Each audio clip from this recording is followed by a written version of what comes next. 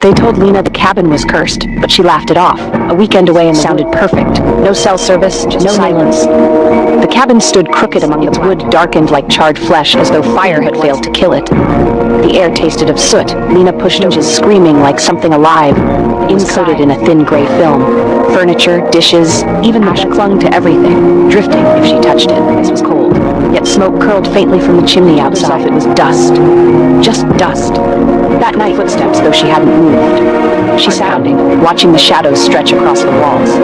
A whisper rose low, guttural, like a chant spoken through broken teeth. Ash began to fall, at first like snowflakes, then thicker, darker, clumping together until it writhed in heaps on the floor.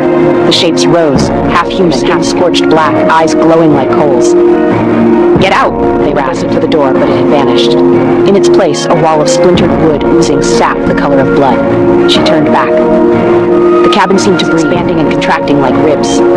The ash creatures pressed closer, being wide, spewing smoke.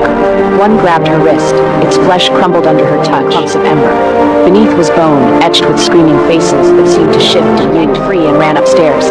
At the top, she found a room with a single chair facing the window. On it sat a wedding dress, her veil blackened, her skin burned beyond recognition. She turned, her face muscle and hollow sockets. "They burned us alive," the bride whispered, her voice like wind over cinders. "And now we burn forever." Hands erupted from the floorboards, skeleton clawing at Lena's legs, dragging her down. She screamed as the boards split apart, revealing a pit of fire beneath the cabin, flames licking up hungrily. The bride leaned close, against Lena's chest. "You'll never leave Ashwood." The cabin sealed itself shut. When hikers stumbled upon the site weeks later, the cabin looked untouched, but inside they found only ash. In the gray heap near the hearth lay Lena's phone, screen cracked. The last thing visible in the reflection, a burned hand reaching for the lens.